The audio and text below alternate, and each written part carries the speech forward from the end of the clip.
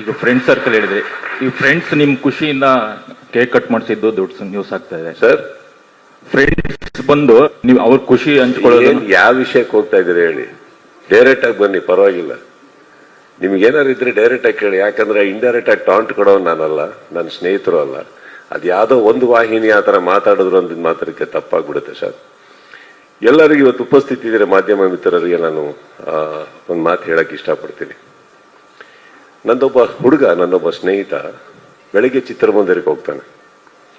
ಹೋಗ್ಬಿಟ್ಟು ಅವ್ರು ಹೇಳ್ತಾರೆ, ಈ ಮಾತಿನ ಯಾಕೆ ಹೇಳ್ತಾ ಇದ್ದೀನಿ ಅಂದ್ರೆ, ನನ್ನ ಹುಡುಗ ಸರ್, ಅವನಿಗೇನಾದ್ರು ತೊಂದರೆ ಆದರೆ ಫಸ್ಟ್ ಎದೆ ಕೊಟ್ಟು ಎದುರುಗಡೆ ನಿಂತ್ಕೊಳ್ಳೋದು ನಾನು, ಆಮೇಲೆ ಅವನಿಗೆ ತೊಂದರೆ ಆಯ್ತು.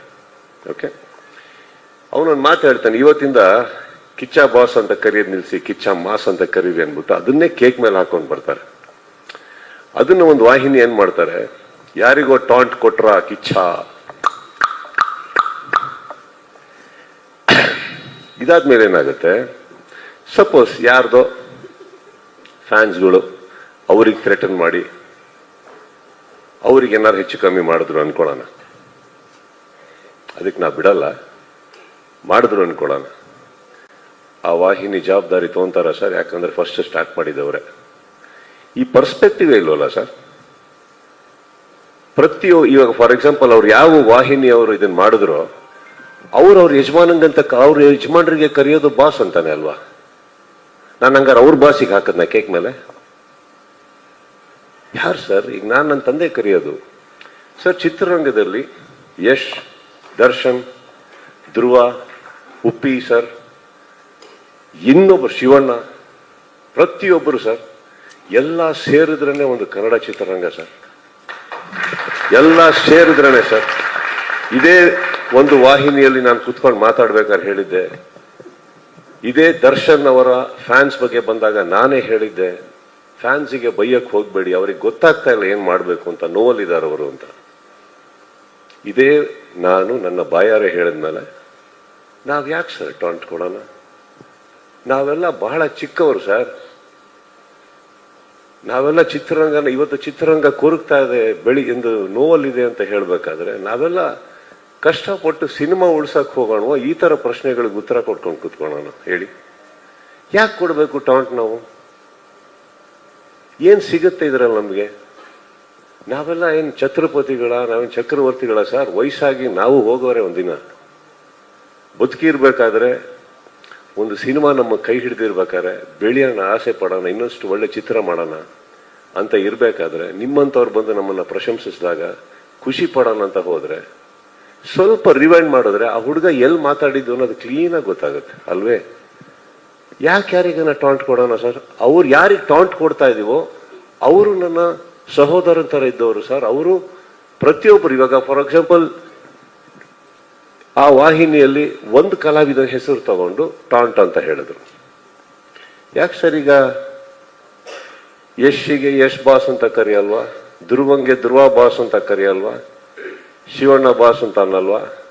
ಎಲ್ಲರಿಗೂ ಅವರವ್ರ ಫ್ಯಾನ್ಸ್ಗಳು ಹಾಗೆ ಕರೀತಾರೆ. ಉಪ್ಪಿ ಬಾಸ್ ಅನ್ನಲ್ವಾ? ಹೇಳಿ, ವೈ? ನನಗೂ ದರ್ಶನ್ಗೂ ಏನಿಲ್ಲ ಸರ್. ಬಹಳ ಕಷ್ಟಪಟ್ಟು ಅವರು ಮೇಲ್ ಬಂದಿದ್ದಾರೆ, ಕಷ್ಟಪಟ್ಟು ಪ್ರತಿ ಕಲಾವಿದರು ಬಂದಿದ್ದಾರೆ. ಚಿತ್ರರಂಗ, ಕನ್ನಡ ಚಿತ್ರರಂಗ ಇವತ್ತು ತುಂಬಾ ತುಂಬಾ ತುಂಬಾ ನೋವಲ್ಲಿದೆ. ಅದು ಬೆಳಿಬೇಕು ಅಂದ್ರೆ ಇದು ಬೇಡ ನಮ್ಮ ಇಂಡಸ್ಟ್ರಿಯಲ್ಲಿ. ನಮ್ಮಲ್ಲಿ ಇಲ್ಲ ಸರ್ ಇದು. ಆಕ್ಚುಲಿ ನನ್ನ ಫ್ಯಾನ್ಸ್ ಕೂಡ ಹೋಗಿ ಎಲ್ಲಾ ಹೀರೋಗಳು ಸಿನಿಮಾ ನೋಡ್ತಾರೆ ಸರ್. ಅವ್ರ ಫ್ಯಾನ್ಸ್ಗಳು ಬಂದು ನಮ್ಮ ಸಿನಿಮಾ ನೋಡ್ತಾರೆ ಸರ್. ಈ ವಾತಾವರಣ ಬೆಳಿಬೇಕಾದ್ರೆ ಏನಾಗುತ್ತೆ, ಆಲ್ರೆಡಿ ಆನ್ಲೈನ್ ಅಲ್ಲಿ ನಡೀತಾ ಇರ್ಬೇಕಾದ್ರೆ ಇದನ್ನ ಯಾರೋ ಒಬ್ರು ಈ ತರ ಒಂದು ಪರ್ಸ್ಪೆಕ್ಟಿವ್ ಕೊಡೋದೇ ರಾಂಗ್ ಅಲ್ವಾ ಸರ್? ಹೇಳಿ. ಈ ಕೆಟ್ಟ ಅಹಂಕಾರ ನಮ್ಮಲ್ಲಿ ಇದೆ ಅಂತ ನೀವು ಅನ್ಕೊಂಡಿರೋದೇ ತಪ್ಪಲ್ವಾ? ಇದು ಯಾರಾದ್ರಾಗ್ಲಿ, ಅದು ಇವತ್ತು ನಾನು ಇದಕ್ಕೆ ಕ್ಲಾರಿಟಿ ಕೊಡ್ತಾ ಇಲ್ಲ ಸರ್.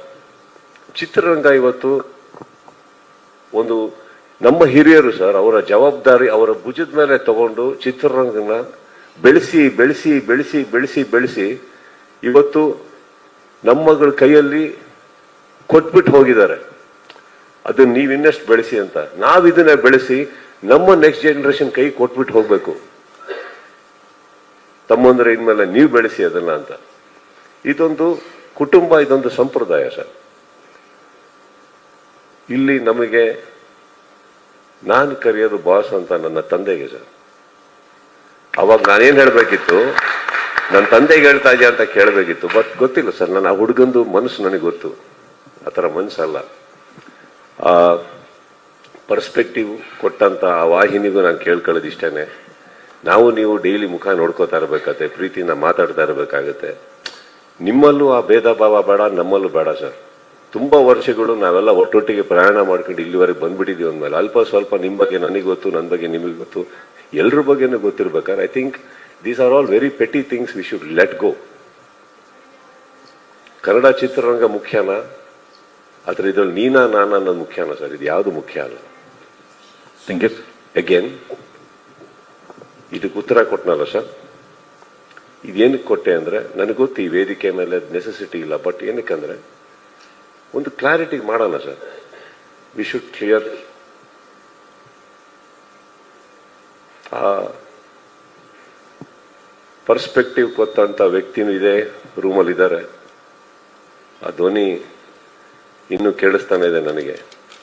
ಟಾಂಟ್ ಕೊಟ್ರ ಸುದೀಪ್, ಟಾಂಟ್ ಕೊಟ್ರ ಸುದೀಪ್ ಅಂತ. ನಿಮ್ಮ ಧ್ವನಿ ಬಹಳ ಸುಂದರವಾಗಿದೆಯಮ್ಮ. ಒಂದು 4 ಜನಕ್ಕೆ ಒಳ್ಳೇದಾಗಂಗೆ ಮಾತಾಡಿ.